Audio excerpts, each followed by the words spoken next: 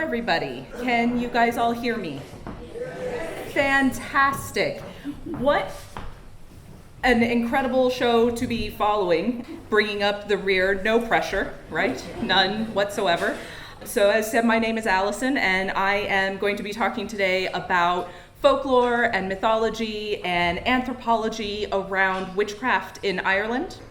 Now, I have a personal rule that I do not go someplace that is well known for something and try to tell them about that thing. And especially following on from Bernadette Williams and Maeve Callan, I am not going to stand up here and tell you a lot about Alice Kyteler. They are the experts, and I am a coward. So I'm going to be focusing a lot on general sort of witchcraft folklore in Ireland. And basically, this is going to be a lot of academic excuse for me to stand up here and tell stories. So I hope you guys enjoy what I have to say, all right? And I just have a few slides that I will be scrolling through because, again, I'm going to largely stand up here and tell you stories that hopefully you enjoy, all right? Before I move on from this, I really want to kind of take a moment to talk about, from an academic perspective, what we mean when we say folklore and what we mean when we say myth or mythology, right? Because oftentimes we sort of conflate the two and sometimes use the terms interchangeably, but there is actually a very distinct difference between the two, and I will be talking about both in regards to witchcraft in Ireland.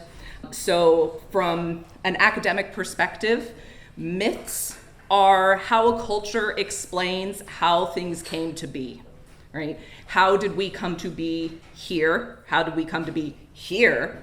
What is my role in the larger society? Why do things in our culture work the way they do? Why does the universe work the way it does? So myths are trying to explain things. Folklore is the everyday things that we pass on from generation to generation that sort of make our culture tick.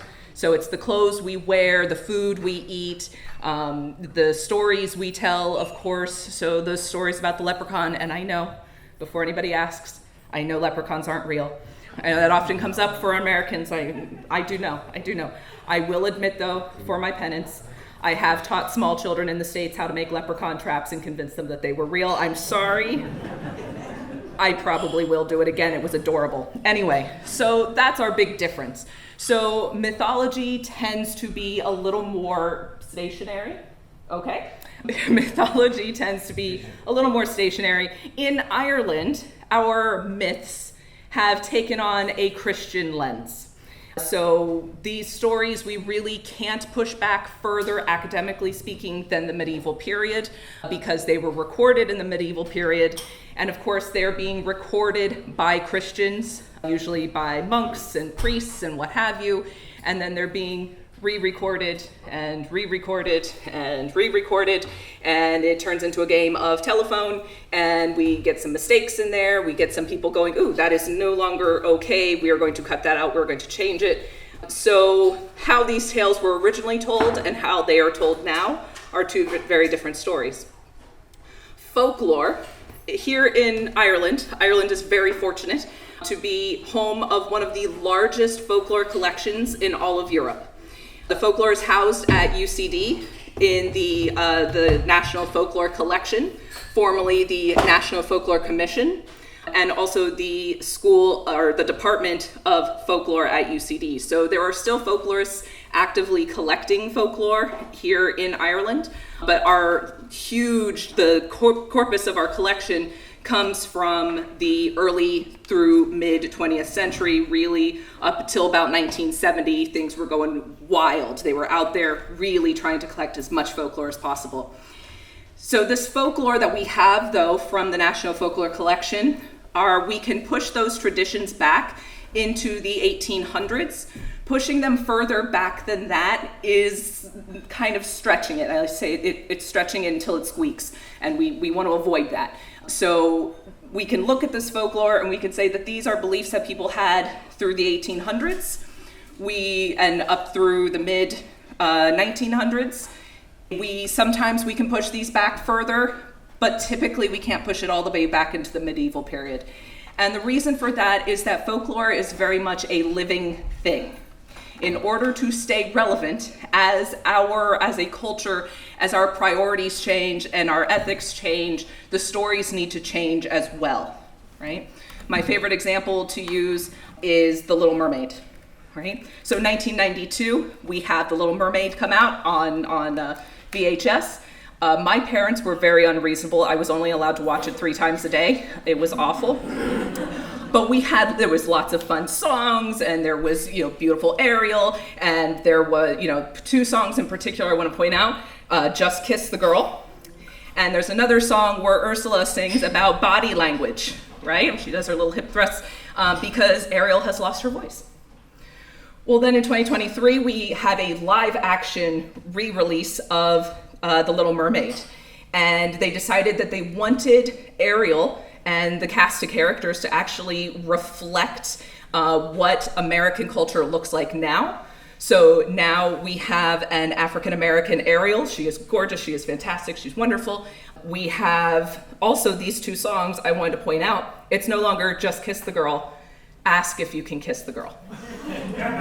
And we no longer sing about body language at all, which is sad, but there we go.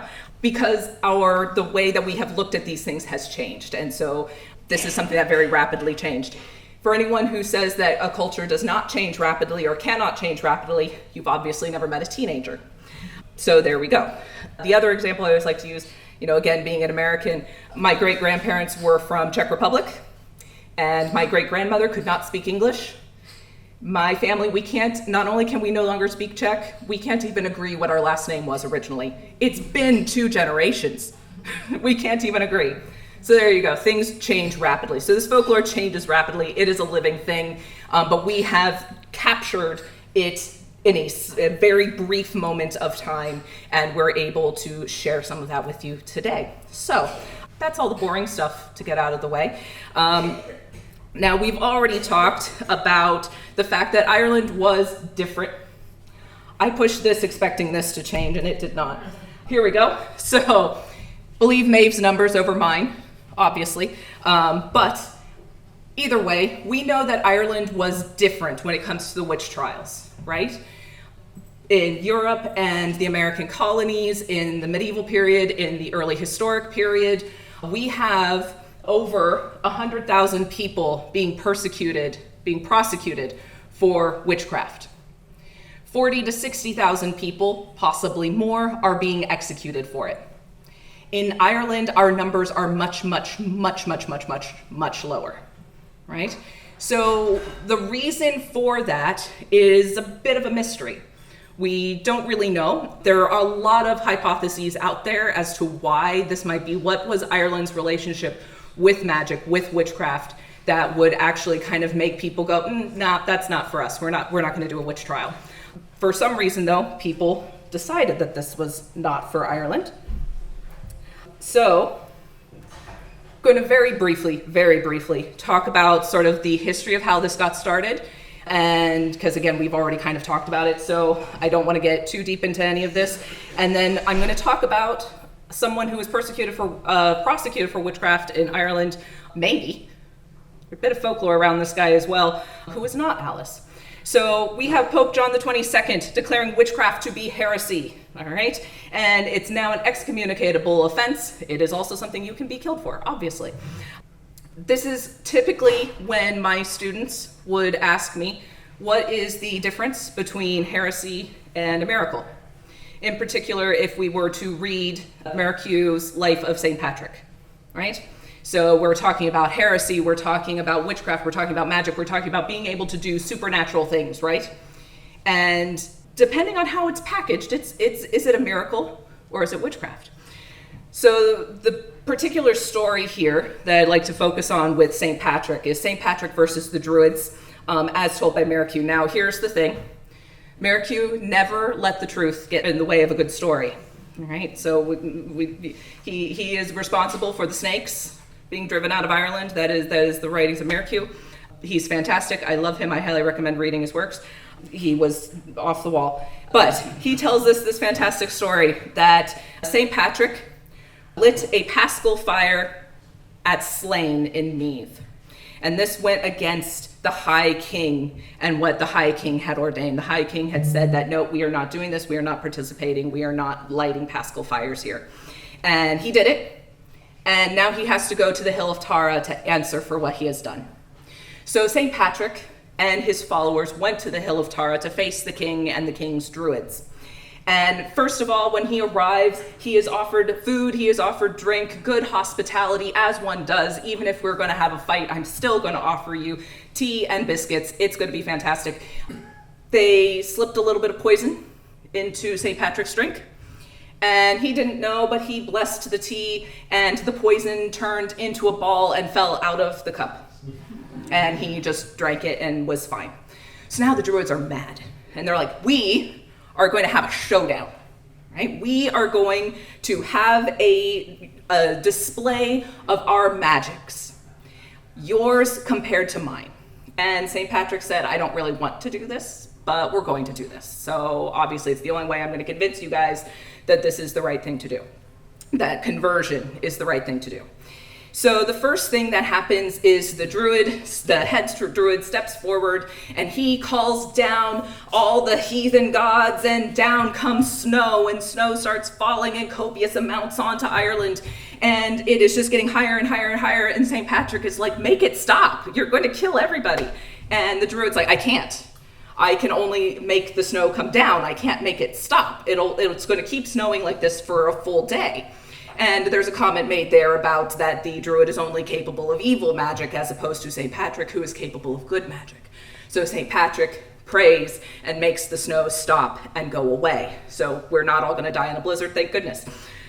So then the next thing was the king suggests a trial by water.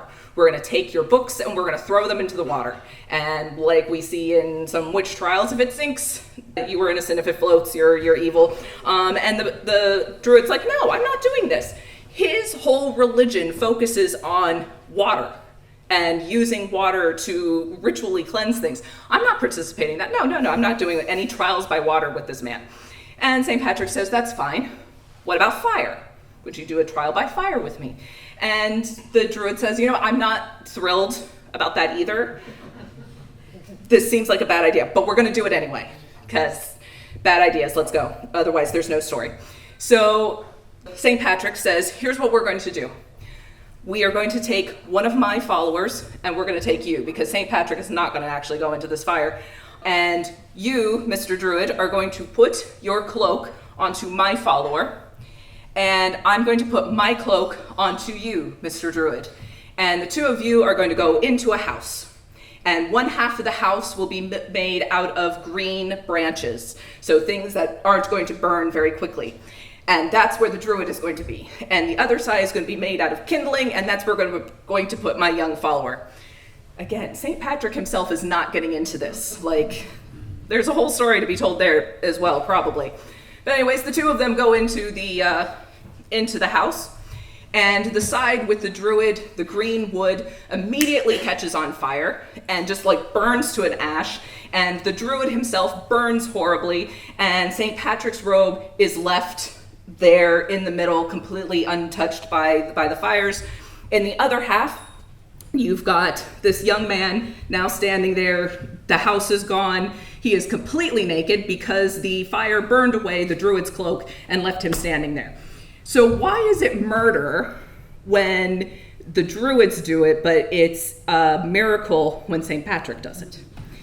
The difference, apparently, is your intent, whether it's Christian or some, as they are going to call it, some heathen magic, right? So there you go, just to get that out of the way, the difference between magic and a miracle. Now, Pope John the 22nd, you probably forgot about him. Don't worry, we're coming back. So he sets off this whole witch trial craze. Well, obviously, as we said before, he doesn't actually start off for another 100 years, but we're starting to see some things happening now. And this is where Adam Duff O'Toole come into play. So he is one of the O'Tooles of Kildare, and the O'Tooles of Kildare lost their property in the Norman invasion. And they packed up and they left. They moved to the Wicklow Mountains, where they were granted lands by a relative named Lorcan O'Toole, who was the Bishop of Glendalough. Now here's the thing. The O'Tooles, when they were living in Kildare, had a fairly easy life as far as life went at the time in the 1300s.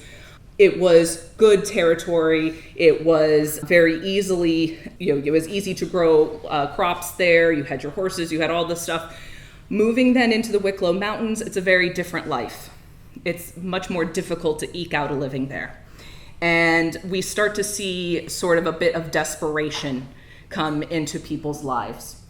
And I think this is a good example to use, because whether his story is true or not, again, there's a lot of folklore around this man and this whole story, but it's an example of why people might turn against Christianity and why they might legitimately have grievances, is what happens to the O'Tooles and what happens to Adam O'Toole.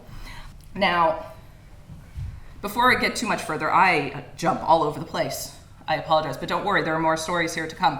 So I want to talk briefly about conversion, because oftentimes what comes up when we talk about witches and we talk about witchcraft and we talk about all these things, a question of paganism comes up and Ireland's conversion to Christianity.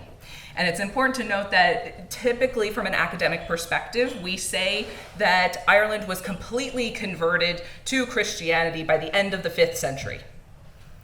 And maybe we saw some people, maybe as late as the 6th century, but really by then, total conversion, no more. I tried to write in my dissertation about the potential for there to be not as much conversion as we thought, and nope, can't do it because everybody was converted by the end of the 5th century. Anthropologically speaking, it's probably not how that works. People have a tendency to hold on to these things. In particular, religions that make you feel like you have some control. I can do something about this. The crops are failing, I can do something that might help. My child is sick, there's something I can do that might help, other than just praying. So the conversion process, Ireland did convert fairly quickly. And so this is down to St. Patrick and Palladius. We don't talk nearly enough about Palladius, he is fantastic. But when they first bring Christianity into Ireland, there's a lot of interest. One, it's shiny and new. Who doesn't love a new religion? Isn't this interesting? Isn't this exciting? I want to learn more about it. And they're wearing these fancy robes and they're using these fancy new tools that we haven't seen before. And it's exciting. And so people were interested.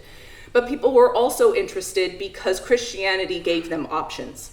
So in particular, women are looking at Christianity and seeing that, okay, in my life as it currently is, my options are to become a wife and mother and a political pawn for my father and then for my husband, or I can join this new religion and become a nun and live in a convent. It's an option. It's an option I didn't have before. That's exciting. Slaves are also drawn to it because of terminology like the meek shall inherit the earth. You don't get a whole lot meeker than a slave. So it was very intriguing to these demographics. Kings also and leaders were becoming very interested.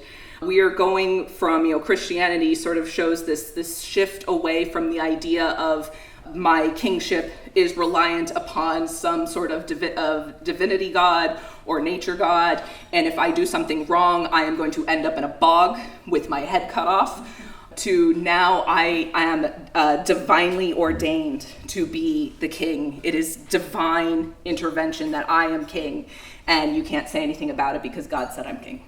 And so it was attractive to people. I also want to point out this lovely picture that I have here. I love this.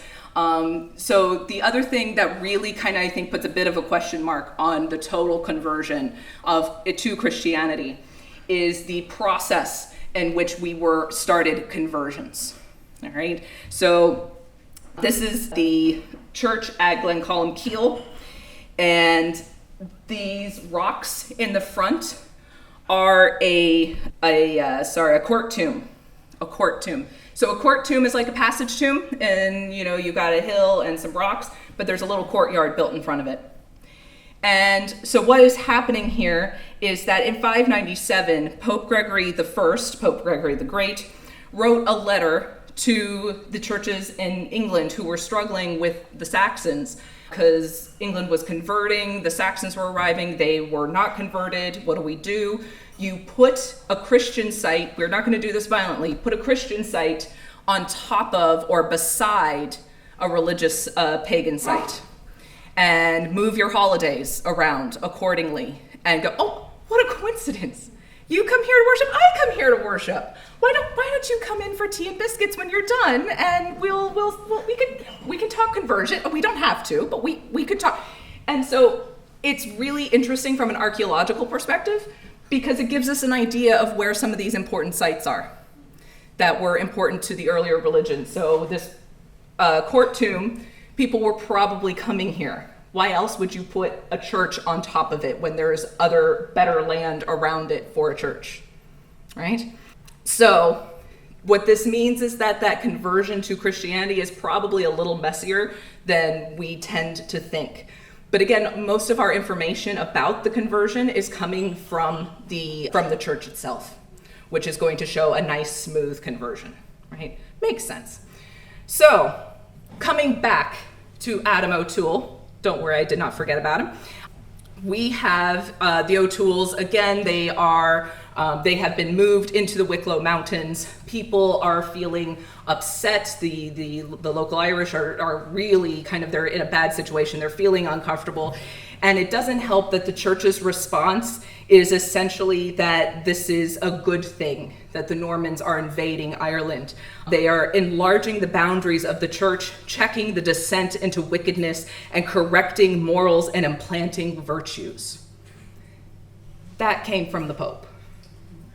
What a horrible thing to say, especially considering that the Irish were converted. They were already converted. So basically, people were starting to feel a little betrayed. And there may have been some inspiration there to turn to other religions. And this is where our O'Tooles come back in. They may have been practicing some form of paganism in the Wicklow Mountains. This is not the Hellfire Club. This is a couple hundred years before the Hellfire Club. But it has been suggested that they were worshiping a Gaelic messianic figure. This would not be the first time that something like this has popped up in Ireland. So I promised you stories, coming back to stories. I'm sure you've all heard of Conor MacNessa, the King of Ulster, who lived in Owenmaka, of Cuchulainn fame.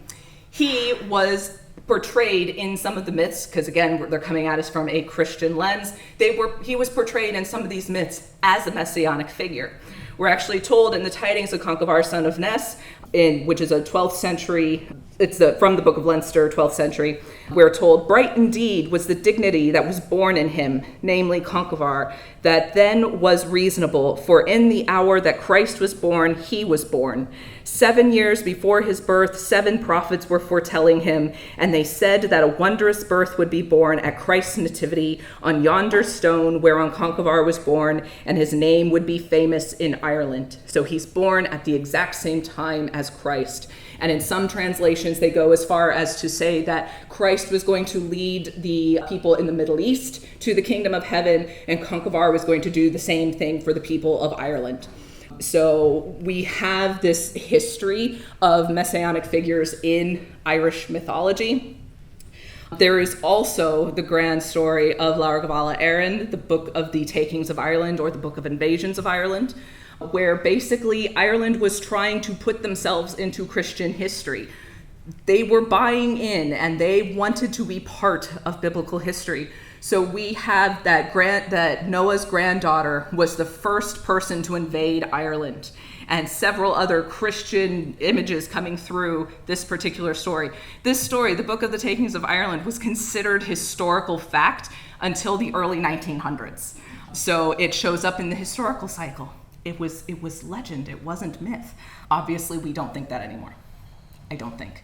So we have this history. So they may, if they were actually like waiting for this messianic figure to show up, they may or may not have really thought that they were practicing Christianity. They may have seen it as a flavor of Christianity. Again, that's if it's true, because the information comes to us from, of course, the victors. So what happens is that Adam is captured in 1328, tried in ecclesiastical court, and he was burned at the stake outside College Green. We get this information from Holinshed's Chronicles of England, Scotland, and Ireland, which was published in 1577. So that's another reason why I say a lot of this is really folklore, because this is coming from a couple hundred years after he died. But we're told that his confession, a gentleman of the family of the O'Tooles in Leinster named Adam Duff, possessed by some wicked spirit of error, denied abstentially the incarnation of our Savior, the Trinity of persons, and the unity of the Godhead, and the resurrection of the flesh. As for the Holy Scripture, he said it was but a fable. The Virgin Mary he affirmed to be a woman of dissolute life, and the apostle-like see erroneous. For such assertions he was burnt in Hagen Green beside Dublin. So there you go, our heretic. Now, that's what I have to say about him. And I noticed that I am running out of time. And I promised you guys some fun folklore. So I was going to talk about a couple more women in mythology, but instead I'm going to skip to a couple of interesting things that tie more towards Alice and other witches in Kilkenny that we see in the school's collection. So 1938, the school's collection was gathered. So what it was a national homework assignment done by the National Folklore Commission and the Board of Education. So basically the National Folklore Commission wrote a handbook and said, here are questions we would like for you to ask your students, to ask the adults in their lives. And every week the students would get a new question. They would go and interview the oldest people they knew, and they would write down the answers, and they would hand them back to their teacher. Their teacher then bound them and sent them back to Dublin, where they were bound, and they are now available online. I highly recommend checking them out. They're really awesome. And so I went through here and found some really fun stories about witches in Kilkenny. So first, one of the things that we're told about Alice, and we're told about a few other of our early witches, is that she was visited by her lover, who would turn into animals, and he would then come to her. This is interesting because in the more modern folklore, it's the witch herself who's turning into animals. So here's one from, I practiced saying these before I came, and now I'm going to butcher them because I'm in front of all of you guys who know what these places are. Kilmaganny? Thank you. One morning when a farmer went to milk the cows, the first one he set under was after being sucked, so it had already been milked. The following morning, the same thing had happened. It so happened for a week. This night, he thought he would stay up and watch. While he was there, a hare came and began to suck the cow. He had his gun with which he wounded the hare. He followed it to a broken down hut where he found an old woman dying from want of food. So there are several stories like this around Ireland where an old woman, sometimes she's just called an old woman, sometimes she's called a witch, will turn into usually a hare and will steal milk or steal water from the well. I have a particularly dark one, if you guys would like a particularly dark story. Yeah, okay. I mean, it is the season, right? So this is the widow and her 3 daughters from Knockmoylan. Is that right? Okay. So the widow and her 3 daughters. Once there lived an old widow, and she had 3 daughters. She baked a cake and asked the oldest daughter which would she have, half of the cake or the whole of the cake. She said she would have the whole of the cake. The widow went out, and she went up on the highest fence she could get. She said, "My curse go high, my curse go low, my curse go with you wherever you go." A very nice thing for a mother to do. She gave her half of the cake, and off she went. She sat down and began to eat the cake. A little bird came and asked for a crumb, and she said, "I will not." The little bird, not impressed, dipped her tail in the well and made blood of it. The daughter, went on until she came to a big house. and she went in and said she would like to stay here. Bold. The woman was inside, was a witch, and she gave her the keys of every room, but don't open that room. And then the old witch went away. Of course, there wouldn't be a story. The girl opened the door and looked inside the room. She saw a lot of girls hanging up in the room, and the room was full of blood, and the woman was swimming in it. The witch was swimming. The girl's leg slipped into the blood, and she took off running. The witch suddenly appears in front of her and says to her, "Let me take your stocking off and I'll take off my stocking. We'll trade stockings." And so the girl, not knowing what to do, took off her stocking, and the witch took it and saw the blood on it. And she killed the girl and hung her up in the room. Now, the next year, the old widow made a cake, and she offered it to the next daughter. Would she have whole of it, or would she have half of it? She said she'd have half the cake. Same thing happened. She goes in, she interrupts the witch, she opens the door she's not supposed to, she ends up hanging, and her blood supposedly added to the blood at the bottom. All right? So now it's the third year.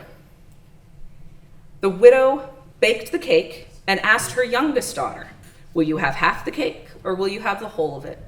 She said, "I'll have half of it." The widow went out onto the highest fence and said, "My blessing go high, my blessing go low, my blessing go with you wherever you go." Why she couldn't do that for the first two daughters, I don't know, but there you go. She gave her half of the cake, and she went on until she came to the well. So the youngest daughter sits down, she begins to eat the cake, and the little bird comes along and says, "Can I have a crumb of your cake?" And the girl says yes, and hands her a few crumbs of her cake. So the bird went to the well and dipped her little tail in it, and it turned into wine.